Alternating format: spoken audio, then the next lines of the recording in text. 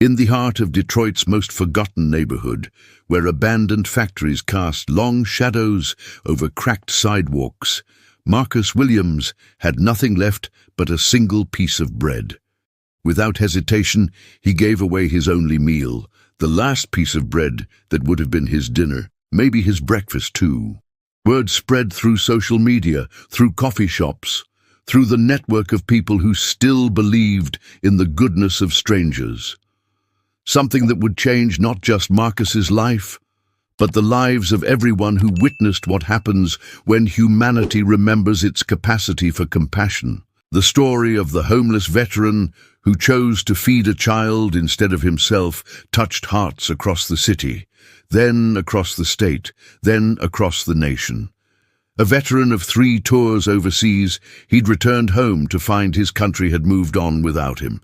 His wife gone, his job lost, his savings drained by medical bills he couldn't afford to pay. But when 8-year-old Isaiah collapsed from hunger right outside the shelter where Marcus had been staying, something deep within the broken soldier stirred to life. What Marcus didn't know was that this simple act of kindness would ripple through the community like wildfire. By the next morning, something extraordinary began to happen outside that humble Detroit shelter. If this story touches your heart, hit that like button, leave a comment about a time someone showed you unexpected kindness, and subscribe for more stories that remind us of the heroes walking among us every day. The morning sun struggled through the haze of industrial smoke that perpetually hung over Detroit's east side, casting an amber glow over the Mercy House shelter.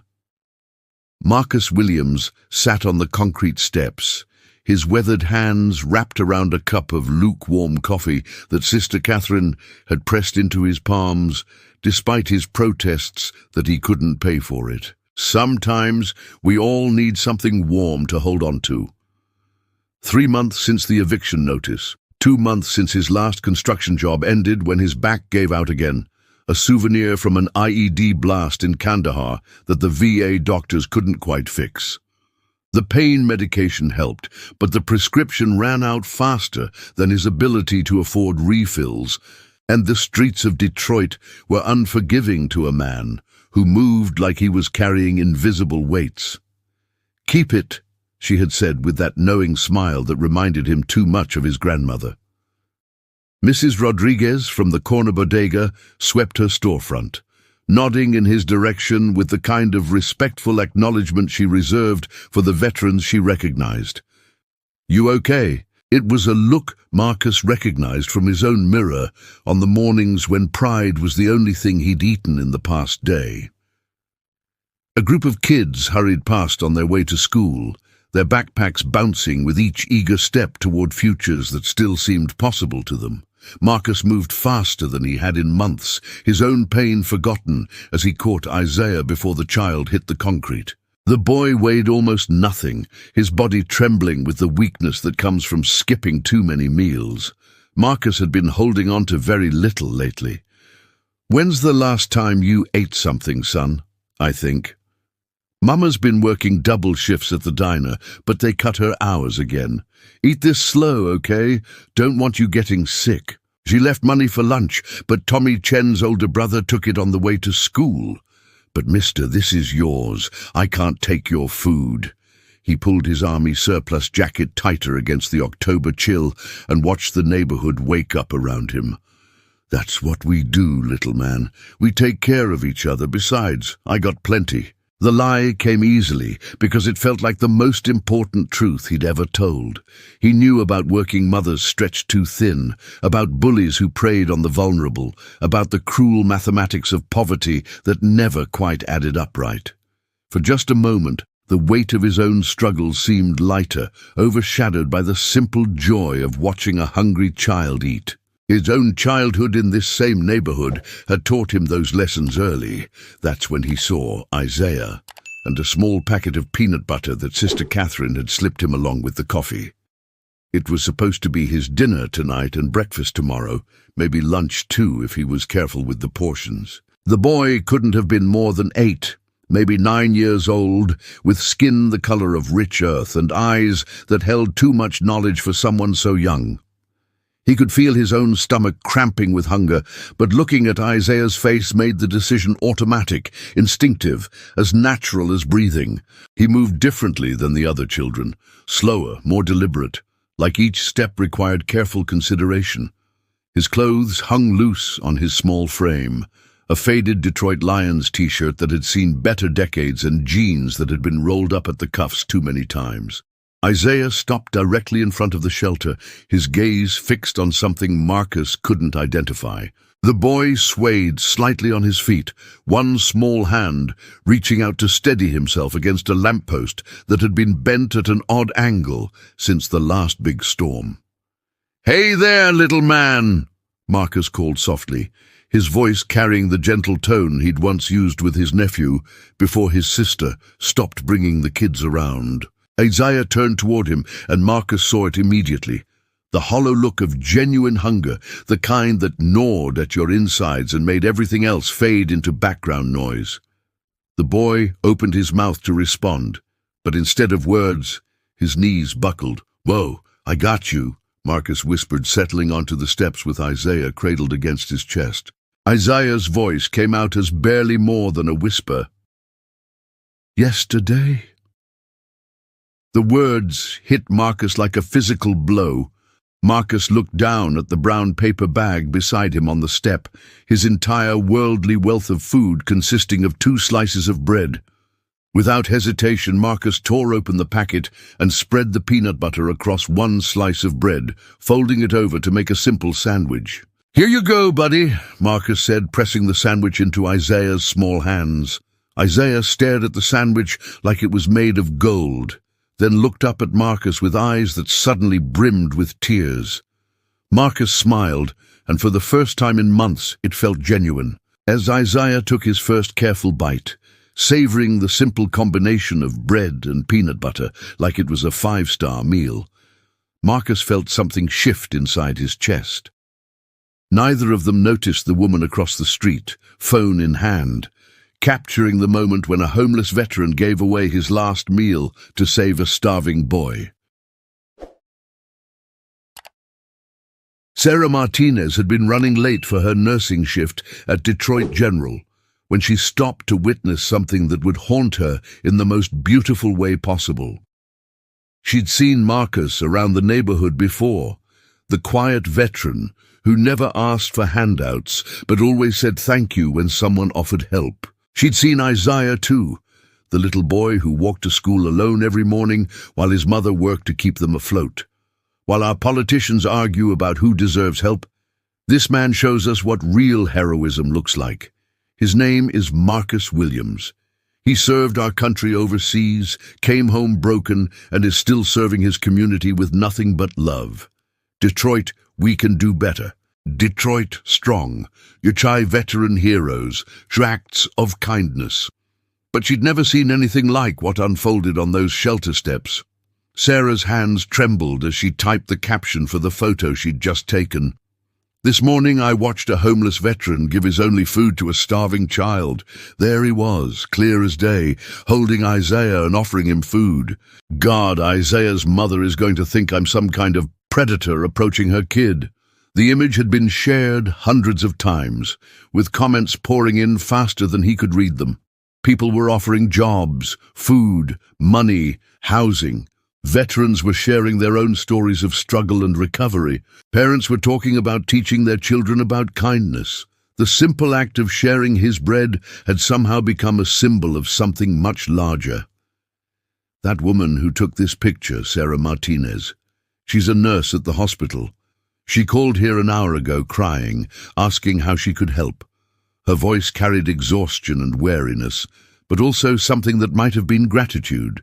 "Ma'am, I want you to know that I would never hurt a child. I saw he was hungry and I need to talk to you about what happened with my son this morning. Isaiah came home from school today and told me what you did. I send my boy to school with whatever I can scrape together, but sometimes there just isn't enough. I've been so ashamed, so scared that someone would call child services, that someone would think I'm not a good mother. He told me you gave him your only food because you could see he was hungry. The story spreading across the internet wasn't really about him at all.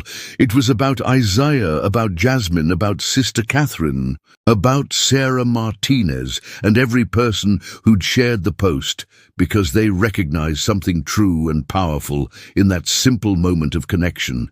He told me you walked him to school to make sure he was safe. She didn't take this picture to exploit anyone. She took it because she was moved by what she saw, and she wanted the world to see it too. We'd love to do a story about your act of kindness this morning. Would you be available for a brief interview? Within an hour, the post had 50 shares. By lunchtime, it had reached 2,000. Any fool can see that boy is loved. By afternoon, the small shelter had become an unofficial media center, with reporters carefully maintaining respectful distances while trying to capture the story that was spreading across social media platforms like wildfire. Thank you for not calling the authorities or making me feel like a failure. Thank you for just caring. Sarah's phone buzzed relentlessly with notifications, friends sharing the story, strangers asking how they could help, local news stations requesting interviews. Not reporters this time, but ordinary folks carrying bags of groceries, hot meals, blankets. A small crowd that seemed to be growing larger as the afternoon wore on. She found herself at the center of something much larger than she'd anticipated, but she knew she had to see it through. Marcus, meanwhile, had spent the morning walking with Isaiah to make sure the boy got to school safely. He never could have imagined that this single act would begin to draw an army of compassion to his doorstep. The child had insisted on saving half the sandwich for later, despite Marcus's gentle encouragement to finish it. "My mama taught me to always save some for later," Isaiah had said, with the wisdom of someone who'd learned young that food was never guaranteed. When Marcus returned to the shelter, he found Sister Catherine waiting for him with an expression he couldn't quite read. Part concern, part excitement, entirely bewildered. "Marcus, honey, I need to talk to you," she said, her Irish accent thickening the way it did when she was emotional. "There's been some development." She led him to the shelter's small office, where her ancient desktop computer displayed a Facebook page that made Marcus's blood run cold. "Someone photographed us," he said quietly, sinking into the folding chair beside Sister Catherine's desk. "Now you listen to me, Marcus Williams," Sister Catherine said firmly, her hand landing on his shoulder with surprising strength. Marcus scrolled through the comments, his heart racing with a mixture of anxiety and something he hadn't felt in years, hope. His phone, a cracked smartphone held together with electrical tape, began ringing. An unknown number. "Marcus, this is Jennifer Chen from Channel 7 News." Then another call, and another. But the most important call came at 3:47 p.m. "Mr. Williams, this is Jasmine Taylor, Isaiah's mother."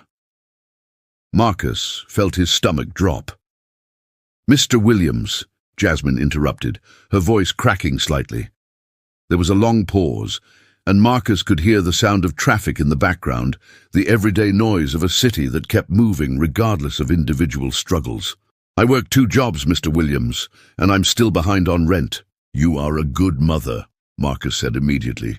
"Thank you," Jasmine whispered. "Thank you for seeing my son as a child worth saving instead of a problem to ignore." As Marcus hung up the phone, he realized that something fundamental had shifted. Outside the shelter window, he could see people beginning to gather. Marcus had shared his last piece of bread with a hungry child because it felt like the only right thing to do. By 6 o'clock that evening, the street in front of Mercy House looked nothing like it had that morning. What had started as a handful of curious neighbors had grown into something unprecedented in the neighborhood's recent memory. Cars lined both sides of the street, their occupants emerging with arms full of supplies, food, clothing, blankets. "In 40 years of running this place," she murmured, "I've never seen anything like this." And expressions of determined kindness that Marcus found both overwhelming and deeply moving. Among the crowd, he spotted faces that told Detroit's story, auto workers still bearing the calluses of honest labor. "But, Sergeant, I didn't do anything special." Nurses fresh off their shifts still wearing scrubs, teachers carrying boxes of school supplies, elderly couples moving slowly but purposefully with bags of homemade meals. The veterans managed logistics, coordinating with local restaurants that had donated food and volunteers who'd brought cooking equipment. Nurses and teachers worked together to identify families in need, while others focused on collecting job leads and housing resources for anyone who needed them. They came from the suburbs and the inner city alike, united by something that transcended the usual boundaries that divided the metropolitan area. Person after person approached him, sharing their own stories of hardship and resilience, expressing gratitude for reminding them of something they'd almost forgotten in the daily grind of survival. Marcus recognized the look, the way they stood, the way their eyes continuously scanned the area, the protective formation they'd unconsciously adopted. Their youth sponsor, a teacher named Mrs. Patterson, pulled Marcus aside with an expression of earnest determination. "He never got the welcome home he deserved. This is for you and for him." The crowd had grown to easily 200 people, with more arriving every few minutes. "He wanted to see you again, to thank you properly. Someone had fed him well. His cheeks had color, and he moved with the natural energy of a child who wasn't worried about his next meal." Food trucks had appeared as if by magic, their owners refusing payment and insisting they were honored to serve a community that had come together like this. Conversations quieted, and Marcus felt hundreds of eyes watching as he accepted the small sandwich from Isaiah's hands. With all the ceremony, he would have given a medal of honor. He produced a carefully wrapped portion of peanut butter and jelly from his backpack. "This might be the most important meal I've ever received. I know you gave me your food this morning, so I wanted to give you some of mine." When she spotted Marcus, her face crumpled with emotion, and she made her way directly to him through the sea of well-wishers. These were his brothers and sisters in arms, drawn by a story that resonated in their souls. Local news crews had arrived, but they kept respectful distances, seeming to understand that they were witnessing something sacred that shouldn't be disrupted by the machinery of modern media. Sister Catherine stood beside Marcus on the shelter steps, her weathered hands clasped in front of her as she surveyed the growing gathering. This wasn't just about charity or good deeds or viral social media posts. This was about a community rediscovering its capacity for love. Person by person, story by story, act of kindness by act of kindness. They want to know how they can make a real difference, not just feel good about themselves for a few hours. Would you be willing to speak to them about service, about what it really means to put others first? And the simple idea that we are responsible for each other's well-being. The number seemed impossible for a neighborhood that had been written off by so many, but there they were, proof that compassion could multiply faster than despair when given the right spark. "Marine Corps, 2 tours in Iraq," he said by way of introduction, extending a firm handshake. "Read about what you did online. Wanted to thank you for showing people what service really means. Mind if we set up a food distribution line? Got about 50 volunteers here with hot meals, and it looks like folks are still coming." A group of veterans had formed an informal perimeter around the shelter, their bearing unmistakably military despite their civilian clothes. Staff Sergeant Rodriguez, still broad-shouldered despite his grey hair, approached Marcus with the measured pace of someone accustomed to command. "Army, 3 tours, Afghanistan," Marcus replied, the familiar ritual of military introduction feeling like coming home. That's exactly why it was special, Rodriguez said. Within an hour, the impromptu gathering had organized itself with the efficiency that only comes when people are genuinely motivated to help. Marcus found himself at the center of it all, no longer just a recipient of charity, but somehow transformed into a focal point for community healing. "My dad was a Vietnam vet," said a middle-aged woman with tears in her eyes, pressing an envelope into Marcus's hands. A group of high school students from the suburbs had organized a supply drive, arriving with carloads of toiletries, socks, and winter coats. "These kids have been talking all day about your story," she said. As darkness began to fall, someone had strung lights between the street lamps, transforming the ordinary block into something that felt almost festive. But the most remarkable moment came when Isaiah arrived with his mother. Jasmine Taylor looked exhausted but determined as she navigated through the crowd, her son's small hand firmly clasped in hers. "Isaiah insisted we come," she said, her voice barely audible above the cheerful noise of the gathering. The little boy looked up at Marcus with eyes that no longer held the hollow desperation of the morning. "Mr. Marcus," Isaiah said solemnly, "I saved you half my sandwich from lunch." The gesture was so pure, so perfectly innocent, that it seemed to ripple through the crowd like a physical wave. "Thank you, little man," Marcus said, his voice thick with emotion. As he took a bite of the sandwich, simple white bread, grape jelly, creamy peanut butter made by small hands with enormous love, Marcus realized that something extraordinary was happening around them. The crowd continued to grow as word spread through text messages and social media updates. By 9 o'clock, someone had done an unofficial count. Nearly 400 people had gathered in support of Marcus. Marcus stood in the middle of it all, overwhelmed by the realization that sharing his last piece of bread had somehow unleashed an avalanche of human goodness that showed no signs of slowing down. Dawn broke over Detroit with a crisp clarity that seemed to mirror the transformation that had occurred overnight. Marcus had barely slept, not from discomfort, but from the surreal nature of watching his entire world shift in less than 24 hours. The crowd from the previous evening had eventually dispersed around midnight, but not before leaving behind a mountain of supplies, a folder full of job opportunities, and dozens of phone numbers from people who wanted to stay connected to this unexpected movement. Sister Catherine had insisted he spend the night in one of the shelter's private rooms, but Marcus found himself drawn back to the front steps as the sun came up, needing to process what had happened in the same place where it all began. The street looked different now, cleaner somehow, as if the collective presence of so many caring people had left an invisible mark of hope on the concrete and brick.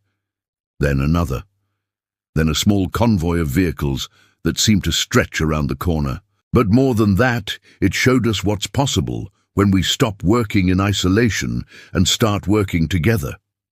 These arrivals moved with a different kind of purpose, a coordinated precision that reminded Marcus of military operations he'd witnessed overseas.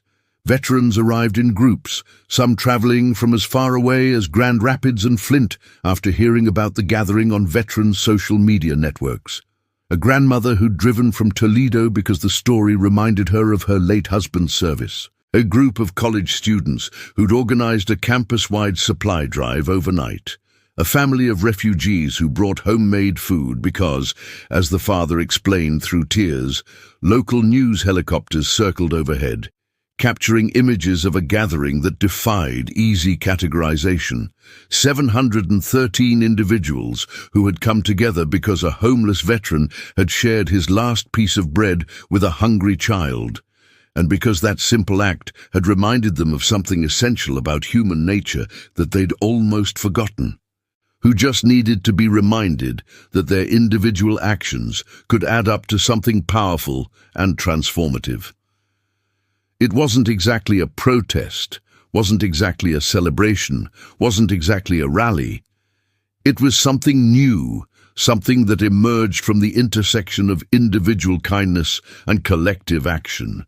She says now, I know what a real hero looks like. Healthy face.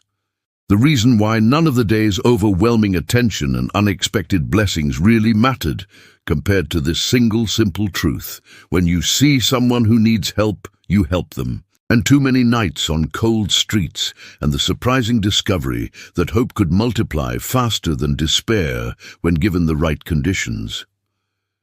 You remember that we're all responsible for taking care of each other. That's what makes us strong. Everything else, the media coverage, the donations, the community mobilization, was just what happened when enough people remembered that basic human responsibility. Someone helped us when we had nothing, and now we help you. Families came with children carrying handmade signs, expressing gratitude and solidarity. In the comments below, tell me about a time when someone showed you unexpected kindness, or when you had the chance to help someone who really needed it.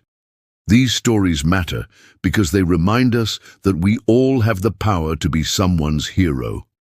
Hit that like button if this story touched your heart, and subscribe because we need more stories that show us the best of humanity. Share this with someone who needs to remember that there are still good people in the world doing good things. Your engagement helps these stories reach more people who need hope. Comment, like, subscribe. Let's build a community of people who believe in the power of kindness. But the real victory was not in the numbers. It was in the reminder that ordinary people could still do extraordinary things when they chose love over indifference, connection over isolation, and action over despair. Marcus realized had been fed in ways that would nourish the community for years to come. The point was Isaiah, who was somewhere in that crowd with his mother, no longer worried about where his next meal would come from because a dozen families had offered ongoing support. The point was Sister Catherine, whose shelter had received enough donations to stay open for another full year.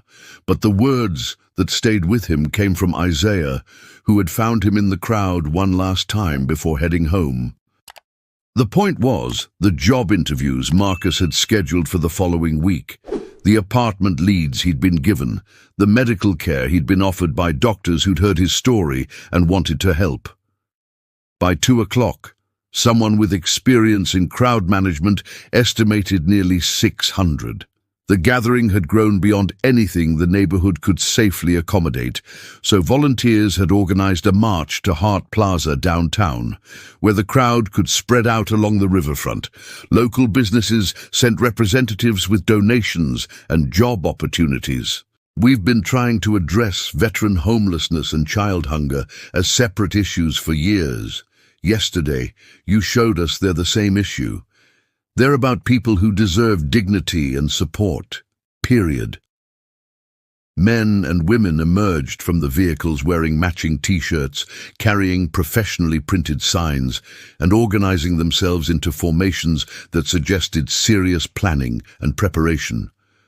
Marcus felt his heart rate quicken as he realized that yesterday hadn't been a fluke. People were still coming. Surrounded by families and community leaders who treated his simple act of sharing bread as if it were a catalyst for something much larger than any individual story. She wore a shirt that read, Michigan Veterans Coalition, and carried a clipboard thick with documents. I'm Colonel Patricia Hayes, retired Air Force. We need to talk. He was sitting there, sipping coffee from a thermos that someone had pressed into his hands the night before, when the first car pulled up. Veterans advocacy groups, homeless service providers, community development organizations, churches from across the metropolitan area, labor unions, and civic organizations that had mobilized overnight to coordinate what they were calling Operation Bread Share. But this wasn't the organic grassroots gathering of neighbors and community members from the previous day. Are you Marcus Williams? Asked a tall woman with graying hair and the bearing of someone accustomed to leadership. Within minutes, Marcus found himself surrounded by representatives from organizations he'd never heard of, but whose missions became immediately clear through their introductions.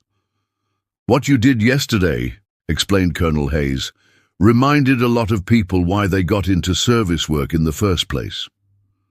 A man in a Detroit firefighter's local 344 jacket stepped forward. As the morning progressed, the street began to fill again, but this time the crowd was larger, more organized, and more diverse than anything Marcus could have imagined. But the most moving arrivals were the individual stories that emerged from the crowd. By noon, the unofficial count had reached 500 people. Marcus found himself at the front of a procession that stretched for blocks, flanked by veterans who'd formed an honor guard without being asked. As they reached the plaza, Marcus could see the full scope of what had developed. The final count, announced by a volunteer with a counter at sunset, was 713 people. But the numbers, Marcus realized, as he stood on the plaza's steps, looking out at the sea of faces, weren't really the point. The point was that sharing his last piece of bread had somehow proved that there were still hundreds of people in his community who believed in taking care of each other. As the crowd began to disperse in the golden light of early evening, people approached Marcus with final words of gratitude, contact information, and promises to stay connected to whatever this movement became.